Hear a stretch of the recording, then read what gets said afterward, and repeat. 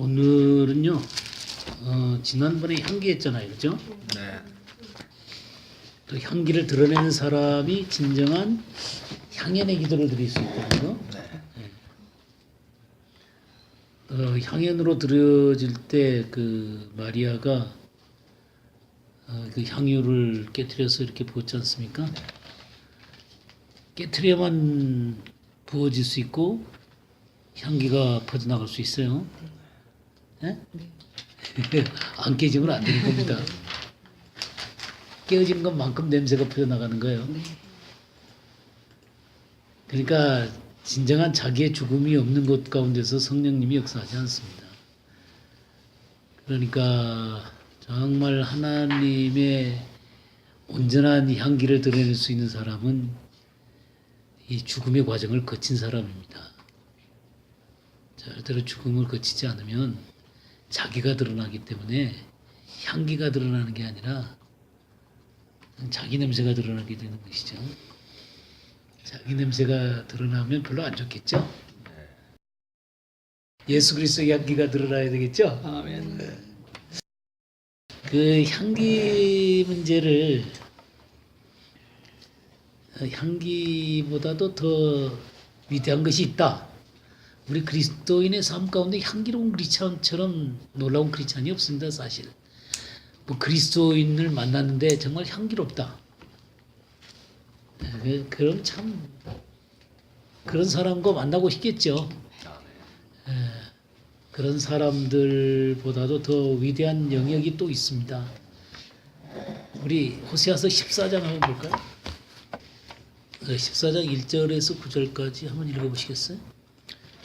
이스라엘아, 내 하나님 여호와께로 돌아오라. 내가 불의함으로 말미암아 엎드러졌느니라. 너는 말씀을 가지고 여호와께로 돌아와서 아뢰기를 모든 불의를 제거하시고 선한 바를 받으소서. 우리가 숫송아지를 대신하여 입술의 열매를 주께 드리리이다. 우리가 아수르의 구원을 의지하지 아니하며 말을 타지 아니하며 다시는 우리의 손으로 만든 것을 향하여 너희는 우리의 신이라 하지 아니하오리니 이는 고아가 주로 말미암아 긍휼을 얻음이니이다 할지니라.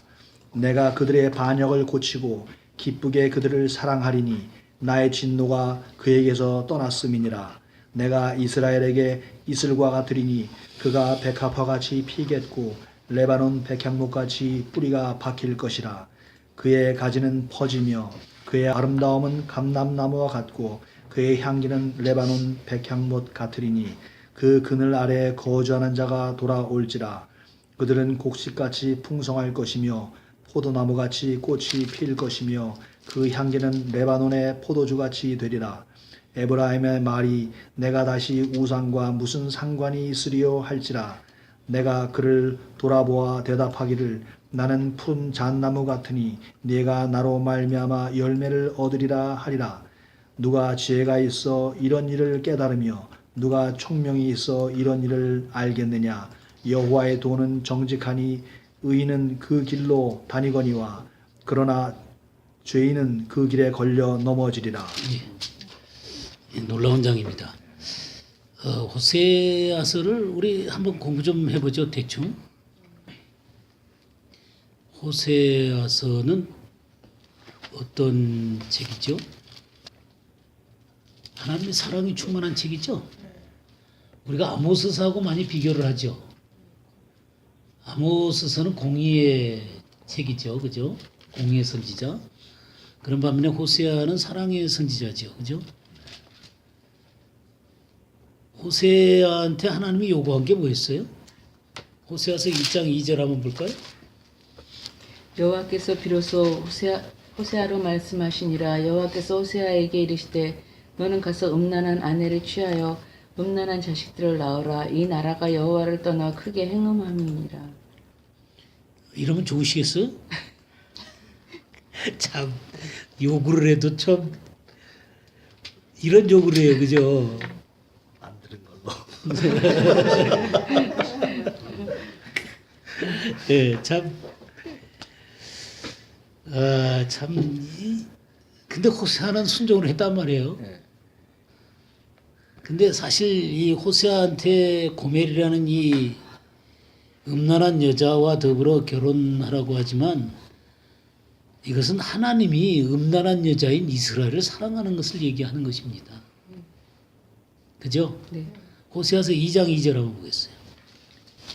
너희 어미와 쟁론하고 쟁론하라. 저는 내 아내가 아니요 나는 저의 남편이 아니라 저로 그 얼굴에서 음란을 제하게 하고 그 유방 사이에서 음행을 제하게 하라. 네, 너희 어머니와 논쟁하고 논쟁하라. 너희 어머니는 누구예요?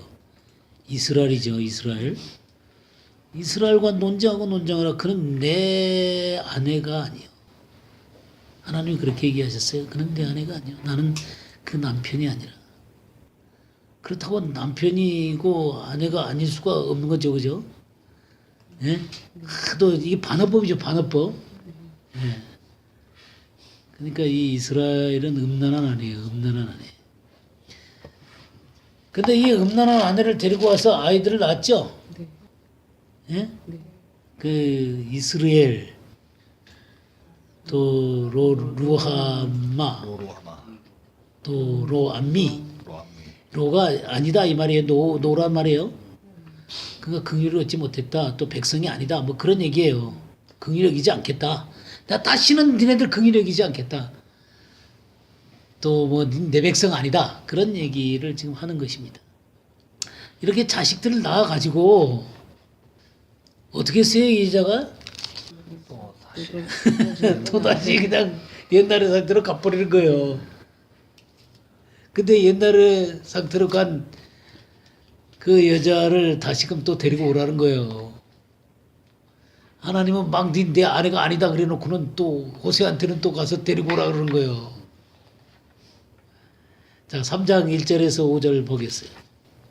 여호와께서 내게 이르시되 이스라엘 자손이 다른 신을 섬기고 건포도 과자를 즐길지라도 여호와가 그들을 사랑하나니 너는 또 가서 타인의 사랑을 받아 음녀가 된 그 여자를 사랑하라 하시기로 내가 은 15개와 보리 한 호멜 반으로 나를 위하여 그를 사고 그에게 이르기를 너는 한 날 동안 나와 함께 지내고 음행하지 말며 다른 남자를 따르지 말라. 나도 내게 그리하리라 하였노라. 이스라엘 자손들이 많은 날 동안 왕도 없고 지도자도 없고 제사도 없고 주상도 없고 에봇도 없고 드라빔도 없이 지내다가 그 후에 이스라엘 자손이 돌아와서 그들의 하나님 여호와와 그들의 왕 다윗을 찾고 마지막 날에는 여호와를 경외함으로 여호와와 그의 은총으로 나아가리라. 예.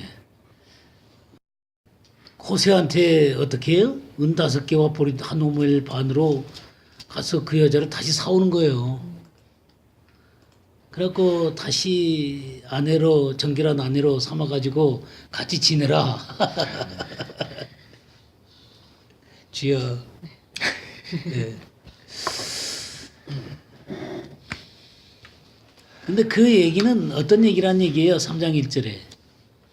여호와께서 내게 이르시되 이스라엘 자손이 다른 신을 섬기고 건포도 과자를 즐길지라도 여호와가 그들을 사랑하나니. 이게 핵심인 거예요. 하나님이 다른 신을 섬기고 떠나가는 이 이스라엘을 사랑한다는 거예요. 그 다른 신을 섬기고 쫓아가다가 마침내 어떻게 돼요? 4절이 어떤 얘기예요? 이스라엘 자손들이 많은 날 동안 왕도 없고 지도자도 없고 제사도 없고 주상도 없고 에봇도 없고 드라빔도 없이 지내다가 얼마나 많은 날 동안 어떻게 했어요? 네, 2000년, 2500년. 2500년이라는 긴 시간 동안 뭐 예수님이 오시고 그런 빼고 그러면 로마 시대 끝나고 나서 그냥 AD 70년에 그 예루살렘이 멸망하면서 다 흩어졌죠. 그때부터 이와 같은 아픔들을 지내고 이 세상 가운데 흩어져 가게 됩니다. 그러나 하나님의 놀라운 경륜은 뭐예요? 5절이에요. 5절. 그 후에 이스라엘 자손이 돌아와서 이스라엘 자손이 돌아오도록 하겠다는 거예요. 그들의 하나님 여호와와 그들의 왕 다윗을 찾고 그들의 왕 다윗이 누구예요? 예수 그리스도죠. 예, 다윗이라고 불러요. 다윗은 이미 죽었죠? 다윗의 후손이란 얘기죠. 네. 후손 다윗 땅의 후손인 예수 그리스도를 찾고 마지막 날에는 여호와를 경외함으로 여호와 그의 은총으로 나아가리라. 그래서 하나님께로 온전하게 돌아오는 이스라엘의 모습을 보게 됩니다. 민족적으로 회개하고 하나님 앞에 돌아오게 되는 놀라운 것들을 보게 됩니다.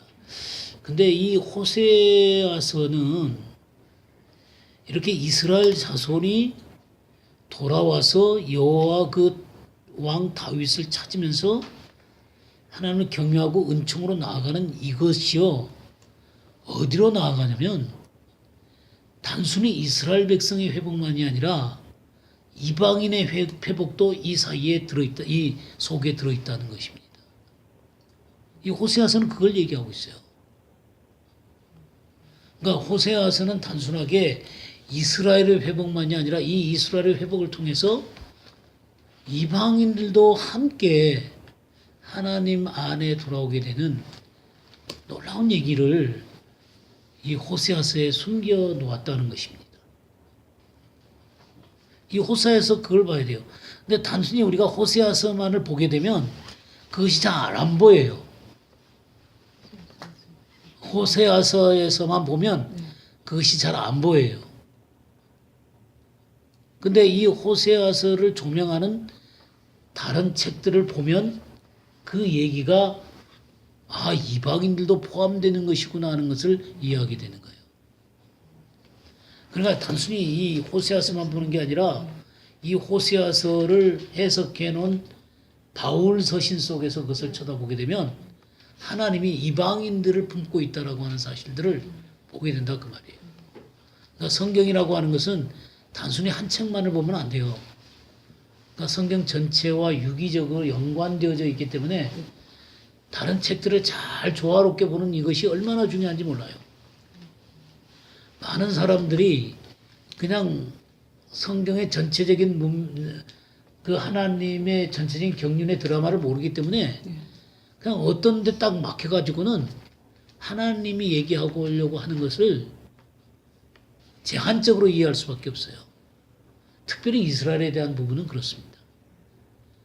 그러니까 이스라엘을 또 너무 사랑한 나머지 이스라엘만 너무 귀중히 여기고 마치 이방인은 아무것도 아닌 것처럼 보려고 하는 사람들이 있어요. 그거 아니거든요.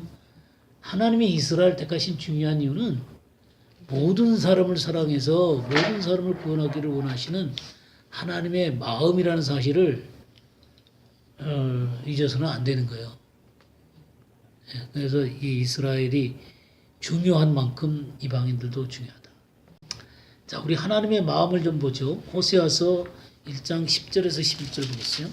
그러나 이스라엘 자손의 수가 바다의 모래같이 되어서 헤아릴 수도 없고 셀 수도 없을 것이며 전에 그들에게 이르기를 너희는 내 백성이 아니라 한 그곳에서 그들에게 이르기를 너희는 살아계신 하나님의 아들들이라 할 것이라.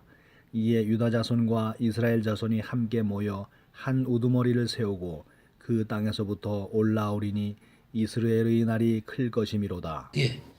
자, 이스라엘 자손의 수가 바닷가의 모래같이 되어서 헤아릴 수 없고 셀 수 없을 것이다 그랬죠. 근데 전에 그들에게 이르길 너희는 내 백성이 아니라 한 그곳에서, 그러니까 이들이 이제 쫓겨났잖아요, 그죠? 쫓겨나게 됨으로 말미암아 내 백성이 아니라 한 그곳에서, 그러니까 하나님이 야 이제 너희는 내 백성이 아니야. 그랬는데 너희는 살아계신 하나님의 아들이라 할 것이다. 그래가지고 그들을 하나님이 돌아오게 하신다는 거예요. 11절에 이에 유다 자손과 이스라엘 자손이 함께 모여 한 우두머리를 세우고, 한 우두머리가 누구예요? 예수 그리스도죠. 예, 다윗이죠. 그들의 왕 다윗이죠. 예수 그리스도세요. 예수 그리스도를 세우고 그 땅에서부터 올라오리니 이스라엘의 날이 클 것이다. 그래갖고 이 이스라엘과 유다 자손이 이렇게 하나가 돼서 하나님 앞에 회복되는 이 사건을 얘기를 하고 있습니다. 근데 이 사건을 2장을 더 보고 2장 23절 말씀을 좀 보겠습니다. 내가 나를 위하여 그를 이 땅에 심고 긍휼히 여김을 받지 못하였던 자를 긍휼히 여기며 내 백성 아니었던 자에게 향하여 이르기를 너는 내 백성이라 하리니 그들은 이르기를 주는 내 하나님이시라 하리라 하시니라.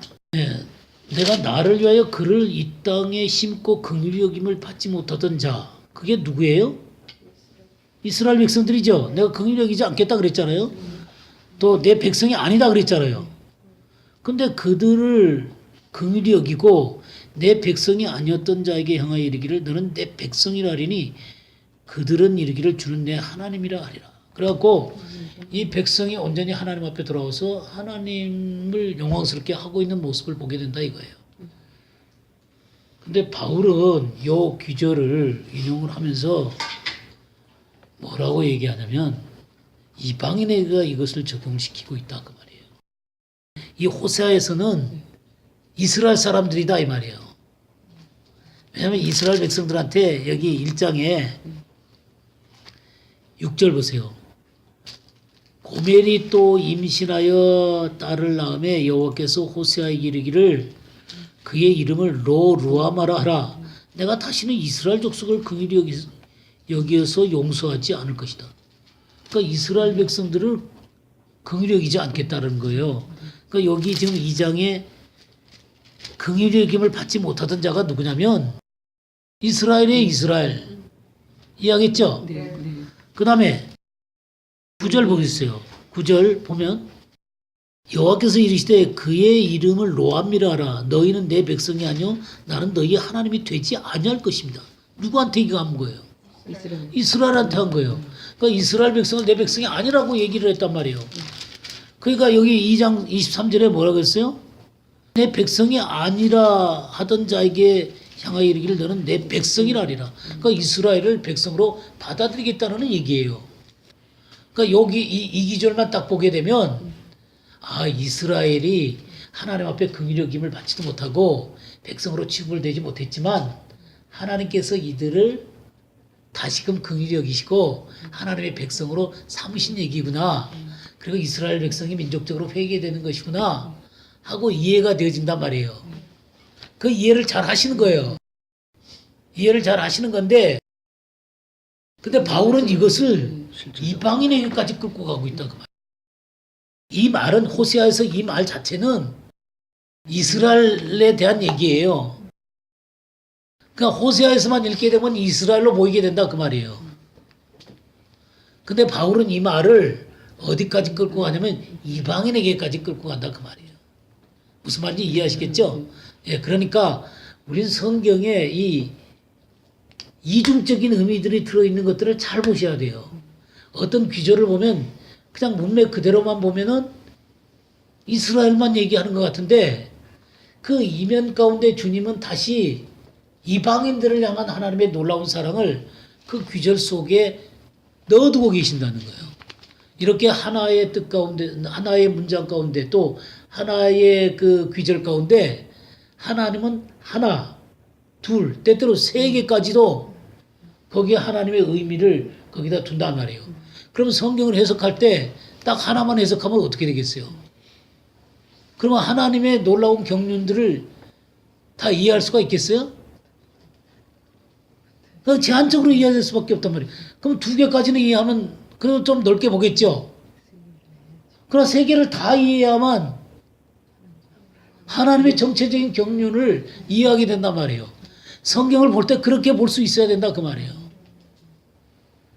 근데 많은 경우에 사람들이 그렇게 안 보고 그냥 대충 본단 말이에요.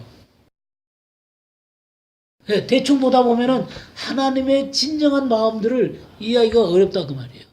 자, 그러면 이 구절을 바울 사도가 어떻게 인용했는가 볼까요? 로마서 9장을 한번 보겠습니다. 로마서 9장 19절 말씀부터 좀 보죠. 19절부터 29절까지 한번 보죠. 또 내가 내게 말하기를 그러면 하나님이 어찌하여 허물하시느냐 누가 그 뜻을 대적하느냐 하리니 이 사람아 내가 네 귀에 감히 하나님을 힐문하느냐 지음을 받은 물건이 지은 자에게 어찌 나를 이같이 만들었느냐 말하겠느냐 수부장이가 진흙 한 덩이로 하나는 귀에 쓸 그릇을 하나는 천이 쓸 그릇을 만드는 본이 없느냐 만일 하나님이 그 진노를 보이시고 그 능력을 알게 하고자 하사 멸하기로 준비된 진노의 그릇을 오래 참으심으로 관용하시고 또한 영광받기로 예비하신 바 긍휼의 그릇에 대하여 그 영광의 부양을 알게 하고자 하셨을지라도 무슨 말 하리요? 예, 우선 여기까지 봅시다. 이제 토기장이가 그릇을 만들 때 하나는 귀 만든 것을 만들고 하나는 천이 쓰는 것을 만들 수 있겠죠. 그렇게 그 천이 쓰는 것도 만들 수 있고 귀 쓰는 것도 만들 수 있다 이거예요. 그것이 하나님의 뜻이다 그 말이에요. 근데 20절에 이 사람아 내가 누구에게 감히 하나님께 반문하느냐? 그럼 하나님이 왜 뭐라고 얘기하고 반문하냐면 하나님은 그렇게 천하게 만들었는데 왜 허물하냐 이 말이에요. 하나님 만들어놓고 왜 그러냐. 그러니까 네가 감히 하나님께 반문하느냐 그렇게 얘기를 하면서 21절에 이런 얘기를 하는 거예요. 토기장이가 진흙 한 덩이로 하나는 귀리 쓸 것을 하나는 천이 쓸 것을 만들 권이 없느냐 하면서 하나님이 천하게 만든 것 진노하도록 만든 그것을 뭐라고 얘기하냐면 만일 하나님이 그 진노를 보이시고 그의 능력을 알게 하고자 하사 멸하기로 준비된 진노의 그릇을 오래 참으로 관용했다 그랬어요. 그러니까 하나님은 지금 관용하고 계시는 거예요. 하나님은 기다리고 계신다고요. 사람들이 하나님을 거역하고 하나님을 떠나고 있는 사람들을 기다리고 있는 거예요. 그리고 관용하면서 하나님이 참고 계신단 말이에요. 그들이 혹 돌아올까 봐. 그들이 혹 돌아오기를 위해서 하나님이 이렇게 기다리고 관용하고 계시는 거예요. 지금 세상에 이 죄들을 하나님이 심판할 수 있지만 하나님이 기다리고 계신다 그 말이에요. 그러나 또 영광받기로 예비한 그릇도 있다 말이에요. 23절에 또한 영광받기로 예비한 바 긍휼의 그릇에 대하여 그 영광의 풍성함을 알게 하고자 하셨을지라도 무슨 말이에요? 하나님은 그들을 긍휼히 여기기로 작정하셨고 풍성한 은혜를 베풀어 주셔서 하나님의 놀라운 사랑을 깨닫게 하도록 그들에게 사랑을 베풀어 주셨다는 거예요. 그것도 또한 사랑이다라는 거예요. 그리고 하나님의 주권이다 그런 얘기를 하면서 24절부터 좀 읽어주세요. 이 그릇은 우리니 곧 유대인 중에서뿐 아니라 이방인 중에서도 부르신 자니라. 호세아 그래도 이르기를 내가 내 백성 아닌 자를 내 백성이라 사랑치 아니한 자를 사랑한 자라 부르리라. 너희는 내 백성이 아니라 한 그곳에서 저희가 살아계신 하나님의 아들이라 부름을 얻으리라 함과 같으니라. 또 이사야가 이스라엘에 관하여 외치되 이스라엘 뭇 자손의 수가 비록 바다의 모래 같을지라도 남은 자만 구원을 얻으리니 주께서 땅 위에서 그 말씀을 이루사 필하시고 끝내시리라 하셨느니라. 또한 이사야가 미리 말한 바 만일 만군의 주께서 우리에게 씨를 남겨두시지 아니하셨다면 우리가 소돔과 같이 되고 고모라와 같이 같았으리로다 함과 같으니라. 예. 그러니까 이렇게 하나님이 천한 그릇과 이 영광받기로 예비한 그릇을 주권을 가지고 그렇게 세울 수가 있어서 하나님의 선택된 자들을 하나님의 주권 가운데 선택하게 되는데 24절에 뭐라 그랬어요? 이 그릇은 우리니 곧 유대인 중에서뿐 아니라 이방인 중에서도 부르심을 받은 자들이 있다는 거예요. 그러니까 이방인들도 하나님이 그렇게 선택하시고 그렇게 영광받기로 예비한 그릇으로 세우신다 이거예요. 그러면서 인용한 얘기가 뭐예요?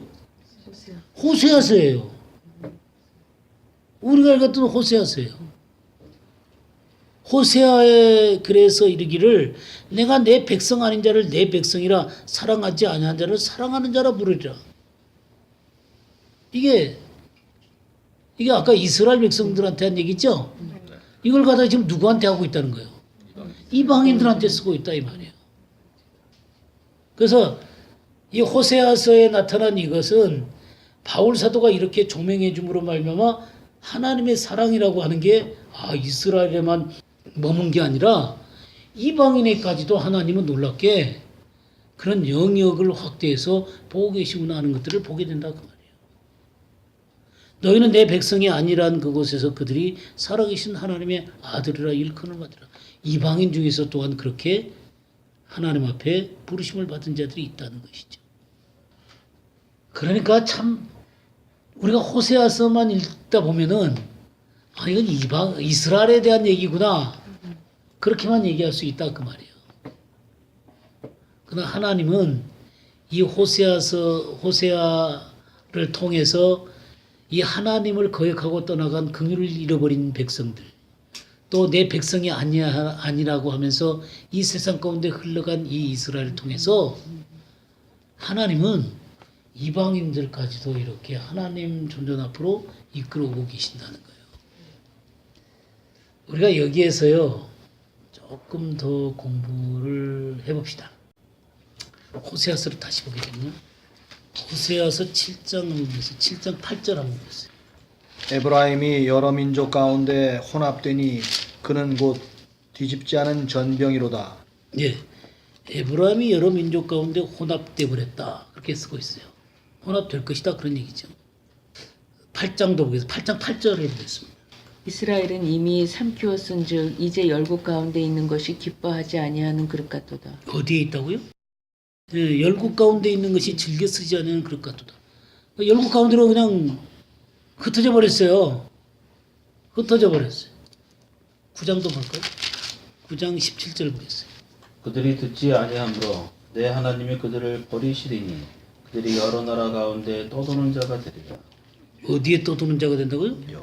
여러 나라, 열방 가운데 떠도는 자가 되리라. 이게 이스라엘의 운명이에요. 이런 걸 보면 마치 버림을 받은 것 같아요. 물론 이스라엘이 흩어져 가지고 자기의 지파에 그 어떤 것들을 존속하고 남아있는 이 이스라엘의 사람들도 있습니다만은 그건 극소수예요. 그건 극소수예요. 이스라엘은 마치 이 이방인 속에 떠도는 자 같이 돼가지고 혼합돼 버렸다고요. 근데 참 재밌는 게요. 우리 창세기 48장 한번 볼까요? 5절, 6절 한번 보겠습니다. 내가 애굽으로 와서 네게 이르기 전에 애굽에서 네가 낳은 두 아들 에브라임과 므낫세는 내 것이라. 루벤과 시몬처럼 내 것이 될 것이요 이들 후의 네 소생은 네 것이 될 것이며 그들의 유산은 그들의 형의 이름으로 함께 받으리라. 예, 지금 이게 누구한테 한 얘기예요? 야곱이 요셉한테 한 얘기예요. 요셉한테 한 얘기. 요셉이 이방에 팔려갔죠? 이방에 팔려가가지고 이방의 총리가 되고 이방의 여인과 결혼을 했어요. 이방의 여인과 결혼해가지고 낳은 아들이 므낫세하고 에브라임이에요. 그건 순수한 혈통이 아니에요, 사실. 그리고 이방에서 낳잖아요. 근데 그게 이제 사실은 그런 것들이 원유면의 그림 중에 하나죠. 원유면의 그림 중에 하나인데 어쨌든 그 므낫세하고 에브라임을 낳습니다마는 야곱이 뭐라냐면 이 므낫세하고 에브라임은 내 것이다 그래요. 내 것. 근데 그 다음에는 내 것이 나와요. 너의 것. 6절은 너의 것이에요. 이들 후에 내 소생은 내 것이 될 것이다. 이거 잘 보셔야 돼요. 앞은 내 것이고 그 후는 내 것이에요. 그러니까 므낫세하고 에브라임은 야곱의 르우벤과 시몬처럼 그들과 동등된 위치에 서게 될 것이고 므낫세하고 에브라임 이후에 낳은 소생들은 그냥 요셉의 소생이 되는 거예요. 네, 그러니까 12지파 안으로 들어오게 되는 거예요. 그러니까 므낫세하고 에브라임이 12지파에 들어오는 거고 그 나머지들은 아니에요. 그들이 이스라엘 지파가 되는 거예요. 그래서 므낫세 지파와 에브라임 지파가 유다 지파와 또 르우벤 지파와 시몬 지파와 그런 거 동등되게 그 지파 안으로 들어오잖아요. 이게 그렇게 된 거예요. 있었나 봐요. 있는 거 여기 나오질 않는데 네. 그런 말씀하시니까 그렇게 생각. 그 후에는 이거 너의 소생이다 이거죠. 므낫세하고 에브라임만 나오는 거예요. 요셉의 후손으로만 그냥 예. 없이. 요한계시록 그 6장 14만 4천 거기에는 단지파가 빠져요. 므낫세 지파가 나오고 에브라임 지파를 요셉 지파라고 해서 나와요. 근데 어찌됐든 간에 이 요셉 지파는 므낫세 지파와 에브라임 지파, 이것이 바로 다른 12지파 속에 속해 있다는 거. 이해가 되셨죠? 이런 비전을 잘 보셔야 되는 거예요. 이게 바로 므낫세하고 에브라임을 야곱이 자기 아들로 인정을 했구나 하는 게 인정이 되죠? 이런 것을 보셔야 됩니다. 그 다음에 이제 창세기 48장 13절에서 16절 한번 보시죠. 오른손으로는 에브라임을 이스라엘의 왼손을 향하게 하고 왼손으로는 므낫세를 이스라엘의 오른손을 향하게 하여 이끌어 그에게 가까이 나아가매 이스라엘이 오른손을 펴서 차남 에브라임의 머리에 얹고 왼손을 펴서 므낫세의 머리에 얹으니 므낫세는 장자라도 팔을 엇박고 얹었더라. 그가 요셉을 위하여 축복하여 이르되 내 조부 아브라함과 아버지 이삭이 섬기던 하나님, 나의 출생으로부터 지금까지 나를 지으신 하나님, 나를 모든 환난에서 건지신 여호와의 사자께서 이 아이들에게 복을 주시오며 이들로 내 이름과 내 조상 아브라함과 이삭의 이름으로 칭하게 하시오며 이들이 세상에서 번식되게 하시기를 원하나이다. 예. 그러니까 지금 이들이 둘이 왔을 때 이렇게 손을 바꿔서 하잖아요, 그죠? 예, 오른손은 저기 그 에브라임을 하고 왼손은 므낫세를 그렇게 하는 거죠. 그러니까 이게 바꾸는 거니까 나중에 요셉이 왜 그렇게 하냐 그러니까 나도 안다. 그러니까 하나님의 경륜을 이해한 것이죠. 에브라임을 통해서 이루어질 하나님의 경륜을 야곱은 안 거예요. 그리고 이 에브라임은 장자가 되는 거예요. 그러니까 요셉이 장자였듯이 에브라임이 장자가 되는 거예요. 그렇게 총 이스라엘의 대표가 되는 거예요. 그게 하나님의 계획이에요. 북쪽 이스라엘. 그러니까 북쪽 이스라엘의 역할과 남쪽 유다의 역할이 다른 거예요. 이 성경 가운데 그 흐름이 다르다 그 말이에요. 근데 이 북쪽 이스라엘의 대표가 누가 되는 거예요? 에브라임이 되는 거예요. 그게 하나님의 경륜이에요. 이게 손을 바꾼 중요한 이유예요.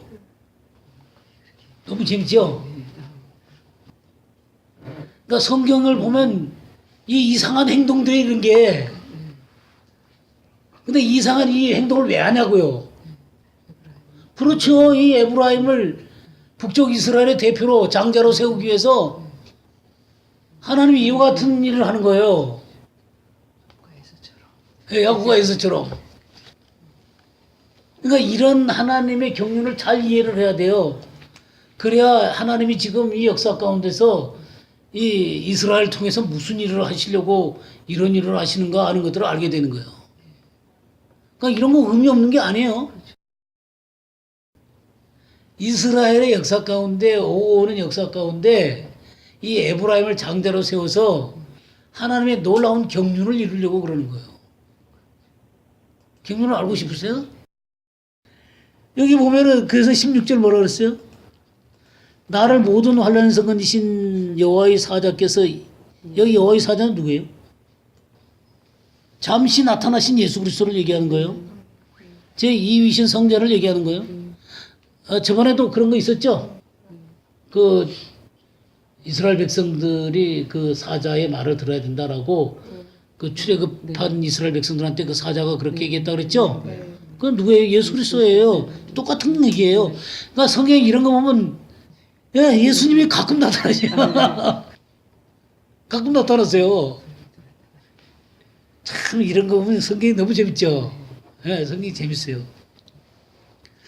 사자께서 이 아이들에게 복을 주시오며 이들로 내 이름과 내 조상 아브라함과 이삭의 이름으로 칭하게 하시오며 아브라함과 이삭과 야곱의 하나님의 이 지파의 한 부분을 감당하도록 하게 하는 거예요. 바로 아까 내 것이라고 얘기하는 것과 똑같은 거예요. 이들이 세상에서 번식되게 하시기를 원하나이다. 그래서 이제 이 에브라임과 므낫세를 이제 축복을 하는 거예요. 근데 얘네들을 그렇게 축복하신 중요한 이유에 대해서 19절 보겠어요. 19절 읽어주세요. 그의 아버지가 허락하지 아니하며 이르되 나도 안다 내 아들아 나도 안다. 그도 한 족속이 되며 그도 크게 되려니와 그의 아우가 그보다 큰 자가 되고 그의 자손이 여러 민족을 이루리라 하고. 예. 요셉이 이게 거꾸로 하니까 왜 그렇게 하세요? 얘가 장자니까 요렇게 하네. 그러니까 나도 안다. 이렇게 하면서 그 중요한 이유는 이 므낫세도 한 지파를 이루게 될 거라는 거예요. 한 족속이 된다 이거예요. 한 족속이 되는 거예요. 한 지파가 된다 이거예요. 그러나 그 아우가 그보다 큰 자가 되고 장자가 되는 거죠. 그의 자손이 여러 민족을 이루리라. 뭐라고요? 이게 히브리어로 차리면 멜로하 고임이에요. 고임. 네. 멜로하 고임. 멜로 이게 여러 하 정관사죠. 고임. 복수의 복수. 고이가 이 이방인이거든요. 고임 하면은 이방인들이 열방들이 되는 거예요.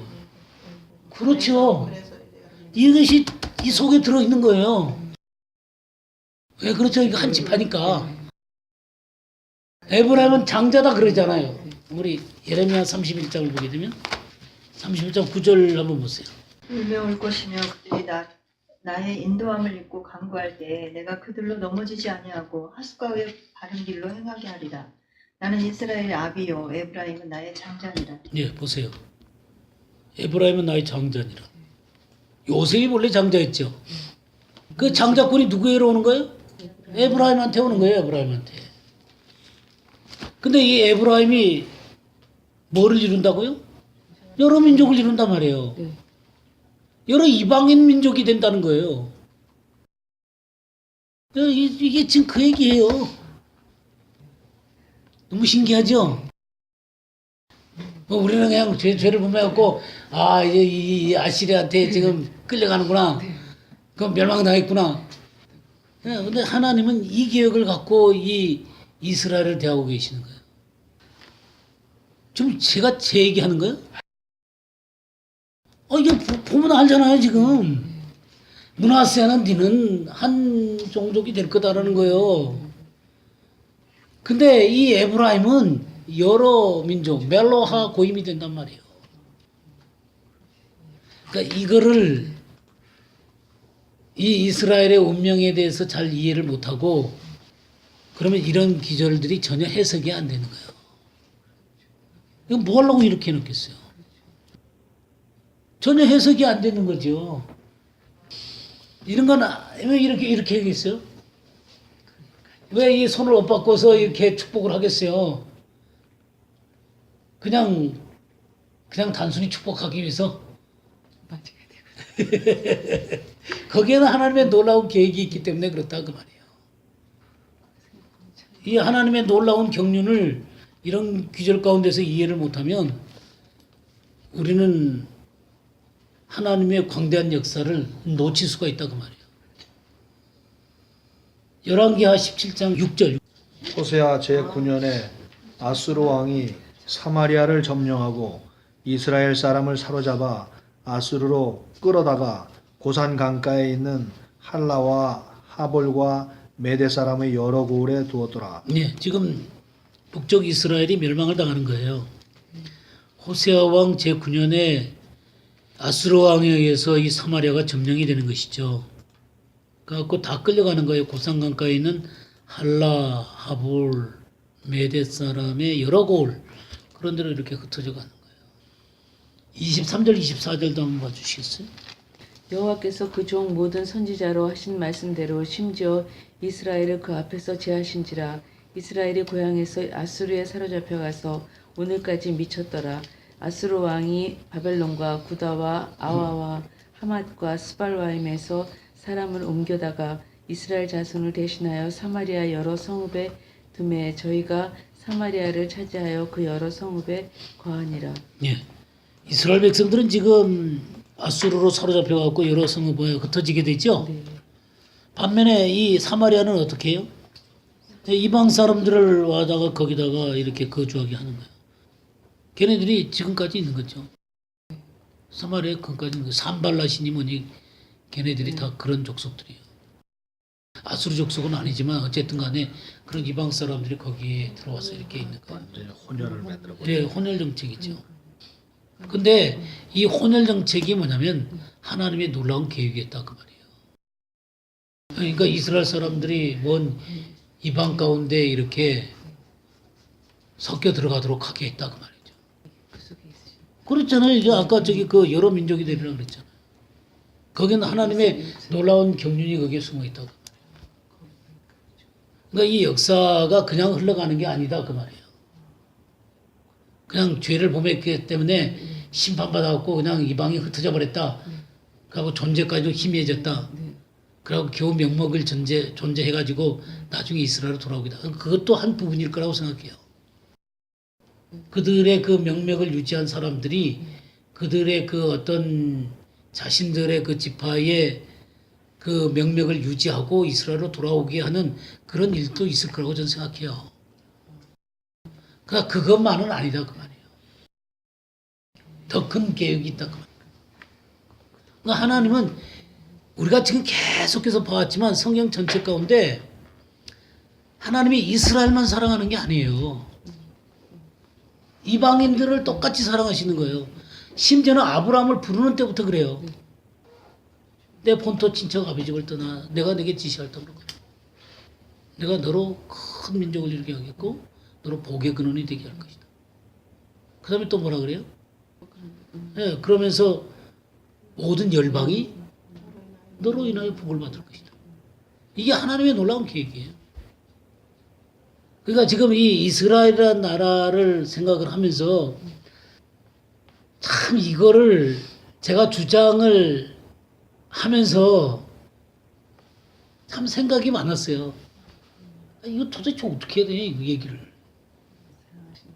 그러니까 이 에브라임이 여러 민족 가운데 이렇게 흩어지고 또 여러 민족이 되리라 그러는데 이루리라 그랬는데 이거 이 성경대로 하면 이게 그런 얘기인데 이런 얘기를 갖다가 그냥 하면 저 목사님 좀 이상한 거 아니야? 무슨 얘기인지 이해하시겠어요? 이스라엘이 돌아오는 거지 무슨 열방이 같이 돌아오냐? 다 돌아오는 건 아니죠. 하나님은 무슨 계획을 갖고 계시냐면 원유면의 계획을 갖고 계시는 거예요. 그리고 너무 재밌는 게요. 이스라엘한테는 이혼서를 줘요.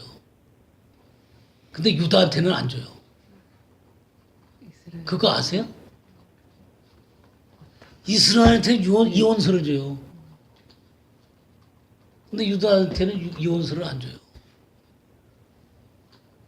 성경에 그렇게 나와 있어요. 그러니까 그럼 이스라엘을 완전히 버렸구나. 그럼 유다는 아직 안 버렸구나. 그럼 뭘 의미하는 걸까요? 보존하는 거고. 유다는 이스라엘의 원형을 그대로 보존하는 거예요. 그러니까 이스라엘은 이방으로 이렇게 흩어지면서 이방인들을 사랑하시는 하나님의 마음이 글로 표현되어져 가는 것이죠. 자, 여기서 한번 생각해 봅시다. 지금 숨어있는 이스라엘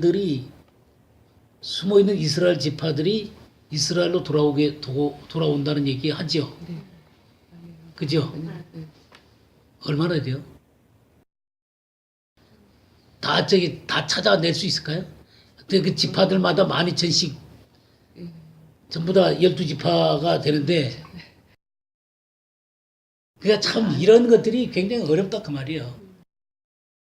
그 역사 속에서 다 흩어져서 열방에 다 퍼져 있지만 그 중에서 남은 자만 이스라엘 사람의 정체성을 지키고 있는 거잖아요.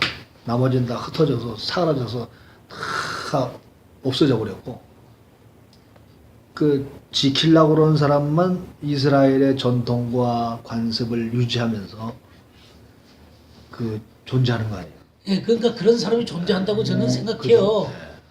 그런 사람이 존재한다고 생각하는데 그들이 이스라엘 전체는 아니다 그 말이에요. 아니죠.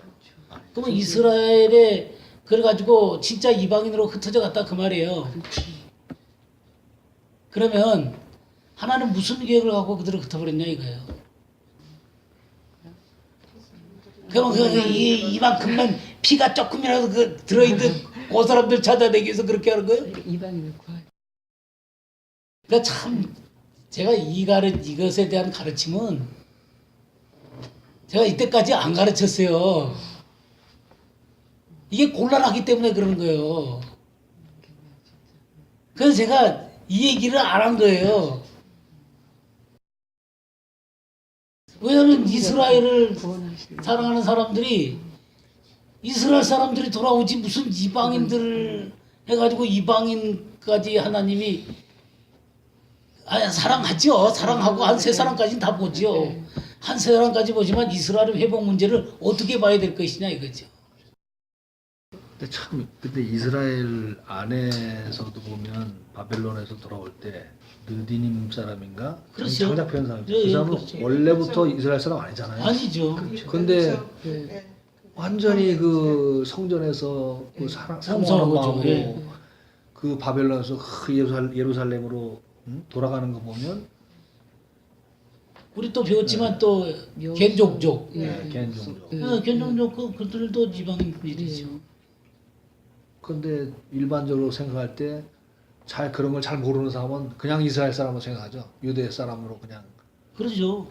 당연히 그렇게 그러니까 생각하는 하나님의 이 놀라운 계획들을 우리가 다 이해한다는 게 참 어려워요. 지금 바울 사도가 뭐라냐면 내 백성 아닌 자를 내 백성이라 하겠다. 긍휼히 여기지 못한 자를 긍휼히 여기겠다 하는 걸 이방인에다가 적용시킨단 말이에요.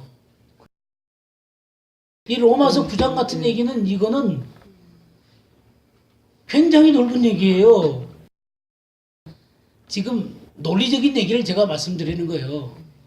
바울 사도가 내 백성 아닌 자를 내 백성이라 긍휼히 여기지 않은 자를 긍휼히 여기겠다는 이 말씀을 이방인에게 적용시키고 있는 이 논리를 어떻게 해석해야 되냐 하는 얘기를 말씀드리는 거예요. 바울의 논리에는 그게 있단 말이에요. 그래서 제가 이런 얘기를 쉽게 할 수가 없는 거예요. 맞아요. 특히 이스라엘. 넓은 시야로 보면 하나님의 거시적인 그 하나님의 경륜을 보게 되면 이해가 되죠. 호세아서 다시 2장으로 돌아오시면 이제 성경을 여러분들이 이제 잘 알고 계시니까 이런 얘기들을 마음 놓고 제가 말씀드릴 수 있는 거예요. 그러면서 또 의논하고 또 생각해 보고 저는 뭐 꼭 그렇다 그렇게만 봐야 된다 그 얘기를 하는 건 아니에요. 그렇게 뭐 볼 수 있는 영역이 충분히 있다는 사실을 그 얘기를 말씀을 드리는 거지. 제가 그때까지 그걸 왜 얘기를 안 했겠어요. 괜히 오해를 일으켜 갖고는 논란을 만들면 우리 성경 공부가 제대로 되겠어요? 그러니까 지금은 이제 우리가 굉장히 많은 것들을 이제 공부를 하고 전체적인 성경의 맥락을 이해하다 보니까 이 정도는 이제 얘기를 해도 이게 소화가 되겠다 싶어 하고 제가 말씀드리는 거예요. 그러니까 저는 이대로 꼭 주장하는 건 아니에요.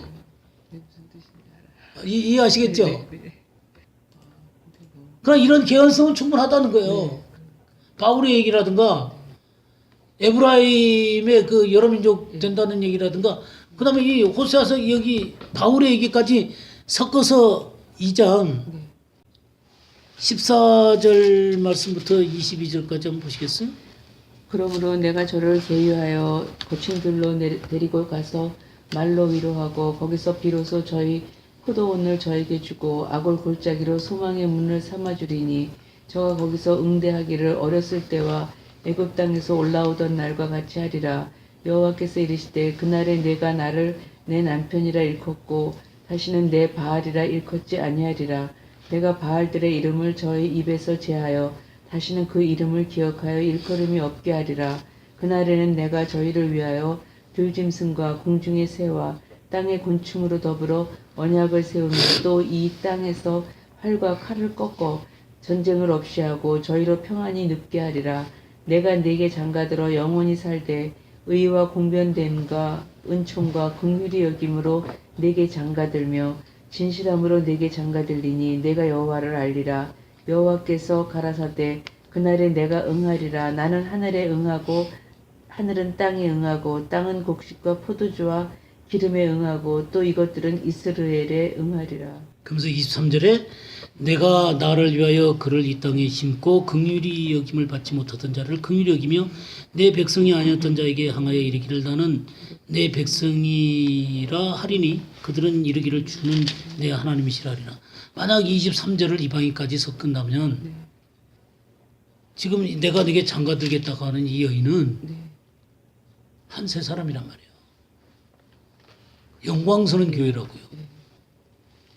이해가 되십니까? 그러니까 호세아서 하나만 보면 그렇게 안 보인다 그 말이에요. 그러나 이게 성경 전체를 조명하면서 하나님의 경륜들을 이해해가면서 이런 것들을 보게 되면 이게 주님의 진짜 신부를 얘기하는 거구나라고 보인다 그 말이에요. 저는 이렇게 얘기할 배짱이 없어요. 바울 사도가 해놨기 때문에 제가 말씀드리는 거지. 그리고 예레미야서 다시 보겠습니다. 예레미야서 보게 되면 31장 보시게 됩니다. 21절 22절 보겠습니다. 전혀 이스라엘아 너의 이정표를 세우며 너의 편말을 만들고 큰 길 곧 내가 전에 가던 길을 마음에 두라. 돌아오라 내 성읍들로 돌아오라.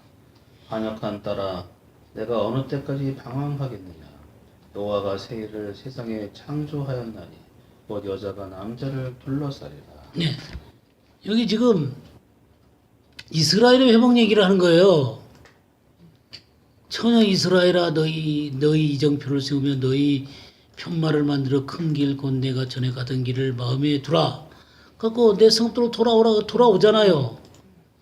갖고 이스라엘 백성들이 하나님 앞에 돌아오는데 여호와가 새 일을 세상에 창조하였나니 곧 여자가 남자를 둘러싸리라.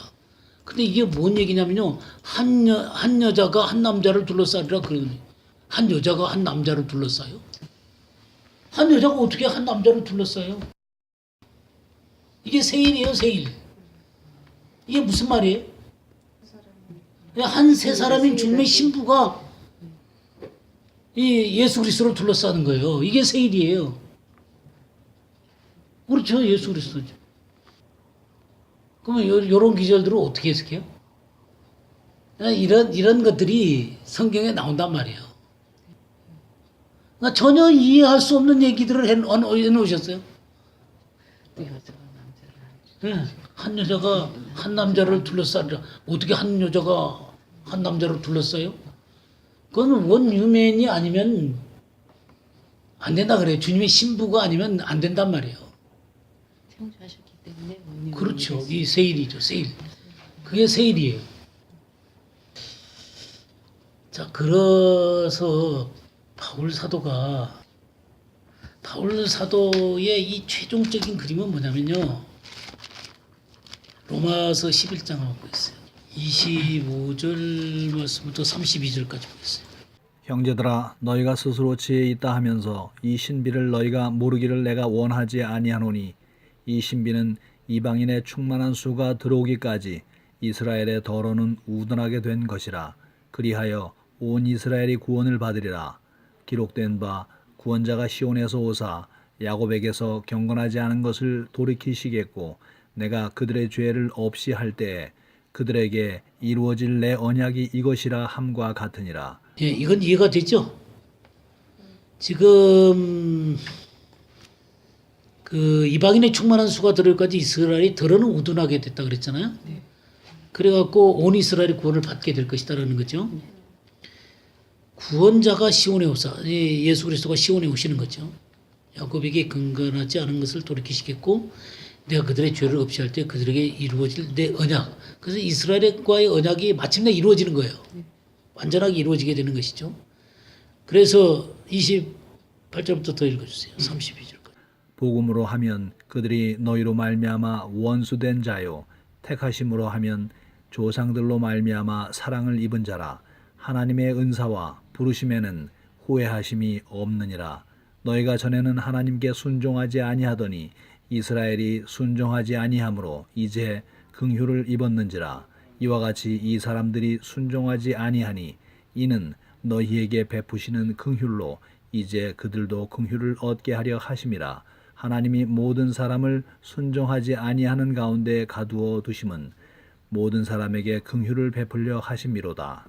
예. 그러니까 복음으로 하면 그들이 너희로 말미암아 원수된 자요. 그러니까 아직도 예수님 안 믿잖아요, 그죠? 택하심으로 하면 조상들로 말미암아 사랑을 입은 자다. 아브라함과 야곱과 이삭과 야곱의 하나님이잖아요, 그죠? 그 조상으로 말미암아 사랑을 입은 자가 바로 이스라엘 사람들이죠. 그래서 하나님의 은사와 부르시면 후회하심이 없어요. 그런데 30절 보세요. 너희가 전에는 하나님께 순종하지 아니하더니 이스라엘에 순종하지 아니하므로 이제 긍휼을 입었는지라. 그러니까 너희가 전에는 하나님께 순종하지 아니하더니 이게 누구예요? 이방인이에요. 근데 이스라엘이 순종하지 아니하므로 이제 긍휼을 입었어요. 이스라엘이 순종하지 아니하므로 긍휼이 이방인에게 왔어요.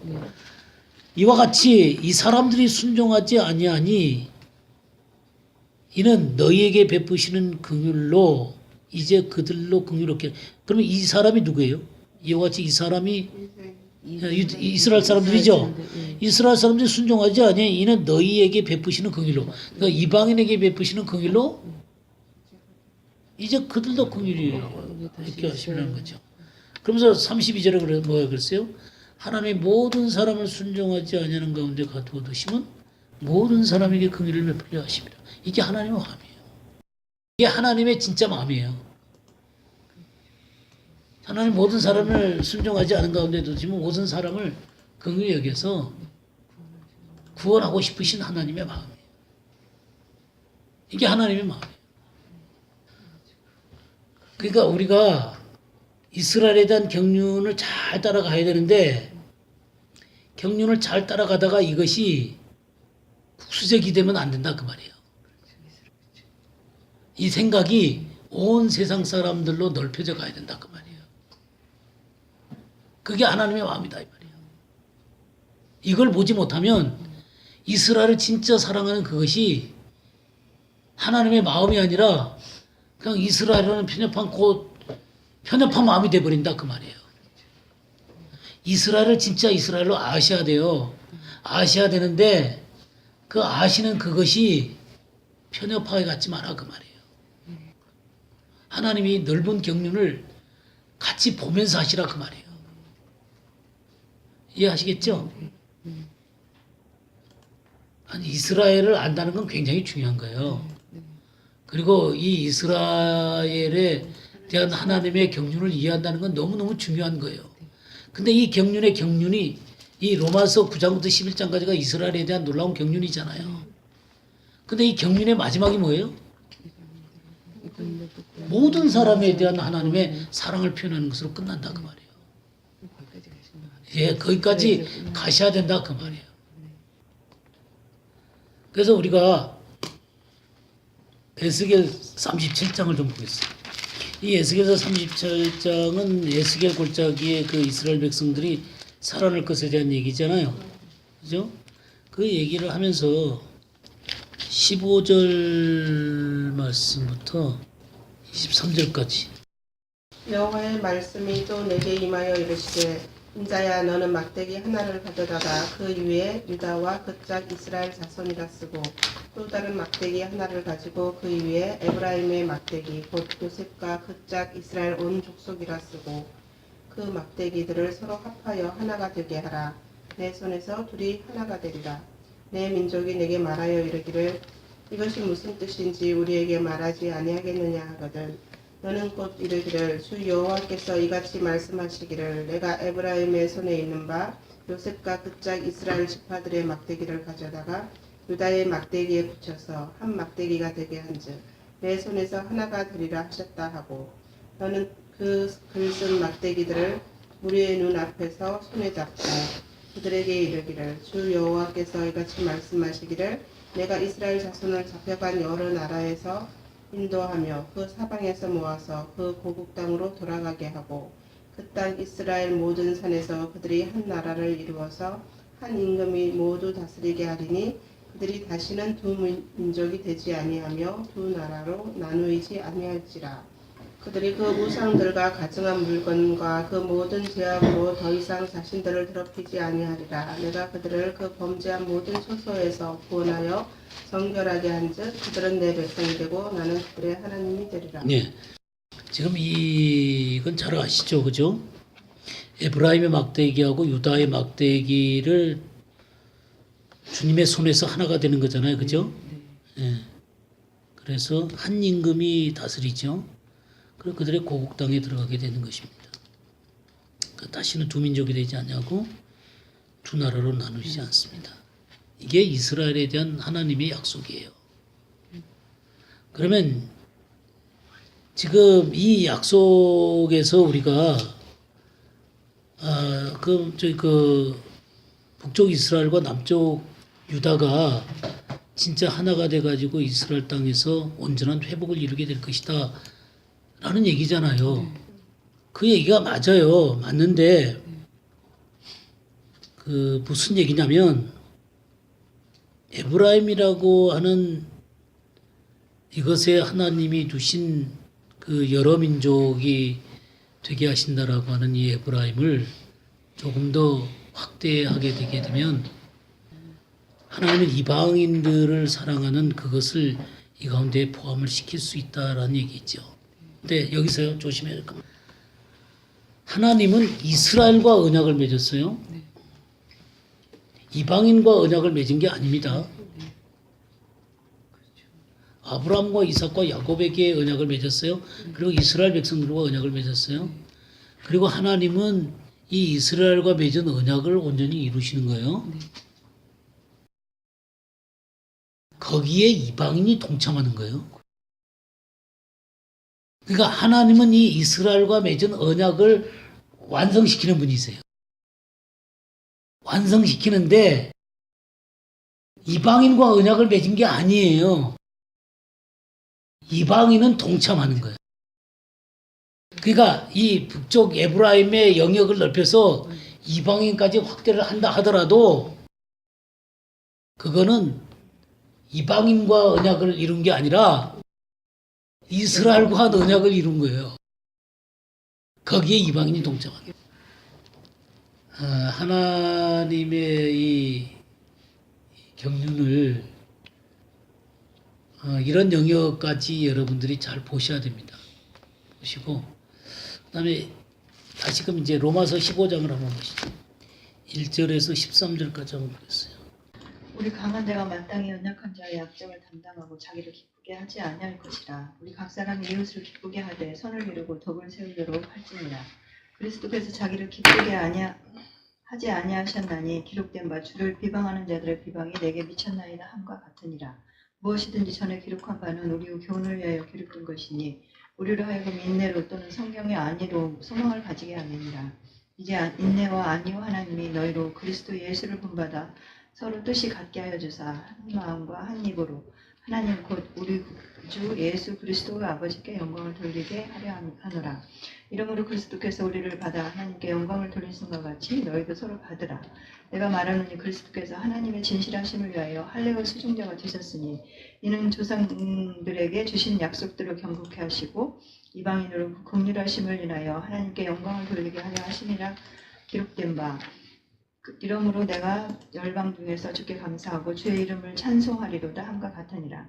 또 가로되 열방들아 주의 백성과 함께 즐거워하라 하였으며 또 모든 열방들아 주를 찬양하며 모든 백성들아 저를 찬송하라 하였으며 또 이사야가 가로되 이새의 뿌리 곧 열방을 다스리기 위하여 일어나시는 이가 있으리니 열방이 그에게 소망을 두리라 하였느니라. 소망 하나님의 모든 기쁨과 평강을 믿음 안에서 너희에게 충만케 하사 성령의 능력으로 소망이 넘치게 하시기를 원합니다. 예, 지금 이 바울의 이 얘기는 굉장히 중요한 얘기입니다. 이 15장은 로마서의 마지막 부분이죠, 그죠? 여기에서 바울은 하나님의 놀라운 경륜을 다시 한번 얘기를 하고 있습니다. 믿음이 강한 우리는 마땅히 믿음이 약한 자의 약점을 담당하고, 그러니까 믿음이 강한 자는 이스라엘 백성이 될 수도 있고 이방인이 될 수도 있어요. 믿음이 약한 자는 이방인이 될 수도 있고 이스라엘 백성이 될 수도 있어요. 어떤 부분은 이방인이 더 믿음이 강한 부분이 있을 수 있어요. 모든 날들이 다 주님에게 속해 있는 거다. 그래서 우리는 모든 날들을 다 주님 앞에 영광스럽게 해야 된다. 이렇게 얘기를 할 때 이스라엘 백성들은 안식일에 대한 것들이 거기에 초점이 있잖아요. 그런 것들이 굉장히 다르단 말이에요. 근데 어떻게 하라 그랬냐면 강한 자는 약한 자의 약점을 담당하고 자기를 기쁘게 하지 말라는 거예요. 그래서 우리 각 사람이 이웃을 기쁘게 하되 선을 이루고 덕을 세우도록 할지니라. 그러면서 우리 주님이 어떻게 하셨냐면 무엇인지 전에 기록한 건 우리의 교훈을 위한 것이다 그랬잖아요. 그래서 인내와 위로의 하나님이 너희로 그리스도 예수를 본받아 서로 뜻이 같게 하여 주사. 그러니까 우리의 초점은 누구예요? 예수 그리스도예요. 예수 그리스도. 예수 그리스도의 마음을 갖고 한 마음과 한 입으로 하나님 곧 우리 주 예수 그리스도의 아버지께 영광을 돌리게 하려 하노라 그랬죠. 그러면서 7절에 대전제가 뭐냐면 그리스도께서 우리를 받아 하나님께 영광을 돌리신 것 같이 너희도 서로 받으라는 거예요. 이게 하나님의 나라 가운데서 꼭 있어야 되는 문제다 그 말이에요. 그러면서 예수 그리스도의 본을 얘기하는 거예요. 어떻게 하셨냐면 내가 말하노니 그리스도께서 하나님의 진실하심을 위하여 할례의 추종자가 되셨으니 그랬죠. 그러니까 이 말은 무슨 말이에요? 예수님이 율법을 온전하게 다 지켰다 그 말이죠. 이는 조상들에게 주신 약속들을 견고하게 하시고 그래서 이 이스라엘 백성들을 전부 다 받을 수가 있는 거예요. 율법을 완벽하게 이루셨기 때문에. 근데 이방인들은 또 어떻게 했어요? 그 긍휼하심으로 말미암아 하나님께 영광을 돌리게 하려 하시며 그러면서 이방인을 이렇게 받으셨어요. 그래갖고 전부 다 주님이 받으셨던 것처럼 우리가 서로 받아야 된다는 거예요. 그러므로 내가 열방 중에서 주께 감사하고 주의 이름을 찬송하리로다 함과 같으니라. 이르되 열방들아 주의 백성과 함께 즐거워하라. 이게 지금 어디서 나오는 얘기예요? 모세의 노래에 나오는 얘기죠? 네, 모세의 노래에 열방들아 주의 백성과 함께. 모세의 노래에서부터 이렇게 열방과 이스라엘 백성들이 함께 즐거워할 것을 얘기를 하고 있어요. 그 전에 아브라함의 부르심부터가 그러니까 모세의 노래에서도 그렇게 얘기를 하고 있어요. 그래서 모든 열방들아 주를 찬양하며 모든 백성들아 그를 찬송하라. 그래서 열방들한테 찬송하라고 얘기를 하는데 12절 보세요. 또 이사야가 이르되 이새의 뿌리 곧 열방을 다스리기 위하여 일어나시는 이가 있으리니 열방에게 소망을 두리라. 소망을 두는 분이 누구예요? 이새의 뿌리예요. 이새의 뿌리라는 얘기는 다윗의 후손이라는 얘기예요. 바로 이스라엘의 근원을 두고 계시는 분이다 그 말이에요. 예, 그러니까 이스라엘의 근원부터 예수님이 나온 그분이 열방의 소망이라는 거예요. 그러니까 지금 바울은 이 열방과 이 이스라엘 백성들이 서로 받으라는 얘기를 하면서도 뭘 놓치지 않냐면 그 근원을 놓치지 않는 거예요. 예, 이 뿌리인 이 다윗의 뿌리, 이스라엘의 뿌리를 놓치고 계시지 않은 거예요.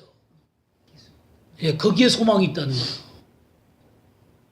그러니까 이 한 세 사람을 얘기를 하면서도 바울은 그 이스라엘의 뿌리, 그 언약의 뿌리를 절대로 놓지 않고 있다는 거예요. 이게 바울이에요. 그래서 소망의 하나님이 모든 기쁨과 평강을 믿음 안에서 너에게 충만하게 하사 성령의 능력으로 소망이 넘치게 하시기를 원한다. 이게 진짜 소망이라는 것이죠. 요한계시록에도 그 진주 12문에는 12지파 이름이 써 있잖아요. 근데 그 성전 그 밑에 돌은 12사도의 이름이 적혀 있단 말이에요. 교회 이름이 적혀 있단 말이에요. 그러니까 이건 구약과 신약이 하나로 만나는 거예요. 이 사도들의 뿌리에서부터, 그러니까 이 사도들의 뿌리는 어디냐면 이스라엘이란 말이에요. 그러니까 이방인으로 향해 나가는 교회지만 사도들의 가르침, 사도들과 선지자들 터 위에 이 교회가 서 있단 말이에요. 그럼 이스라엘의 언약의 뿌리를 두고 있단 말이에요. 그런 것들이 하나가 되어지는 걸 얘기하는 것이죠. 근데 그것이 이 구약 성경에서부터 왔던 이 언약의 뿌리 가운데서부터 나와서 온 세상으로 가고 완성으로 간다 그 말이에요.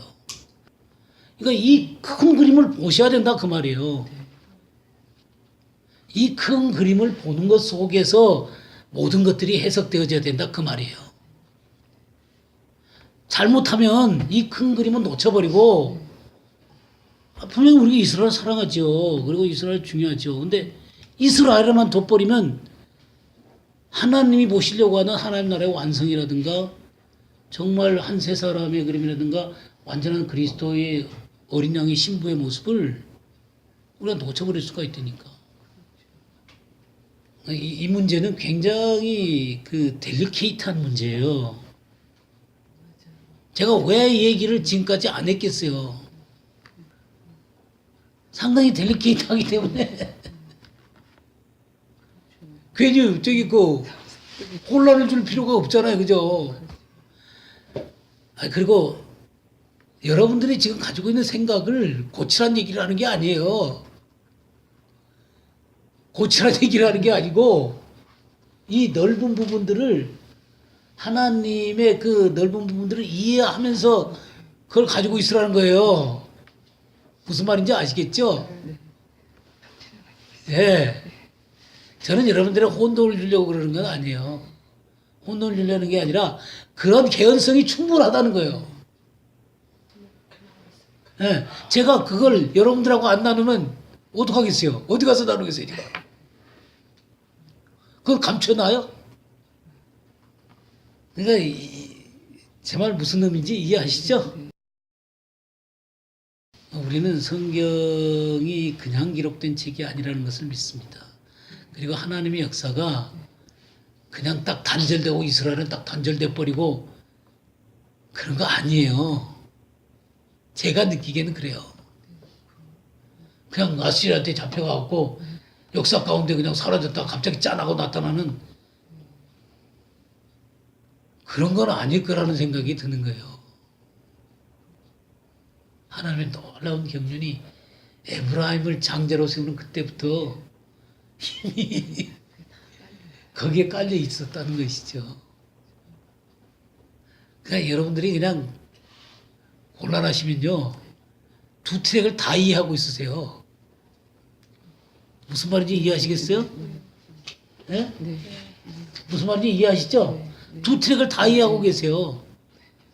뭐 둘 다 틀린 거 아니니까 두 트랙을 다 이해하고 있으세요. 그냥 흩어진 이 이스라엘 백성들이 돌아온다 그렇게 이해하셔도 돼요.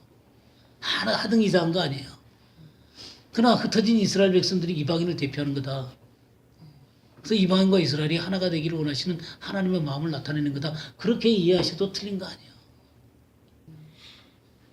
그건 그냥 바울이 다 그렇게 열어놨기 때문에 그래요. 바울이 다 그렇게 열어놓고 이 전체적인 그림이 그런 부분이 있으니까 그런 것들을